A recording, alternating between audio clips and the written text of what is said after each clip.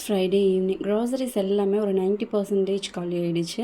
நான் 2 months once compulsory purchase பண்ணி வச்சுப்பேன்.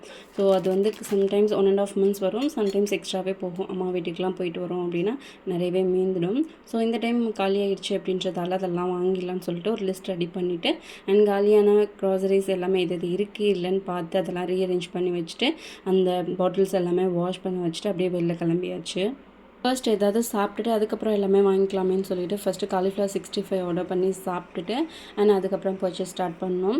பிளான் பண்ணி போனதே க்ராசரி மட்டும்தான் வாங்கிட்டு வரலான்னு, பட் கூடவே கொஞ்சமாக ஃப்ரூட்ஸ் வெஜிடபிள்ஸ் எல்லாமே ஃப்ரெஷ்ஷாக இருந்ததால் எல்லாமே வாங்கிட்டு வந்துட்டேன்.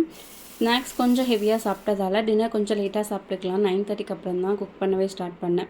ஸோ சிம்பிளாக கார சட்னி அரைச்சிட்டு தோசை ஊற்றிட்டேன். சாப்பிட்டு முடிச்சதுக்கப்புறம் கிச்சன் கவுண்டர் டாப் வெசல் எல்லாமே வாஷ் பண்ணி கிளியர் பண்ணி வச்சுட்டு வந்தால் பெட்ரூம் ரொம்ப மெஸ்ஸியாக இருந்தது. டாய்ஸ் மெடிசன்ஸ் அங்கங்கே செதறி போட்டு வச்சுருந்தாங்க. ஸோ அதெல்லாமே கிளியர் பண்ணி வச்சுட்டேன்.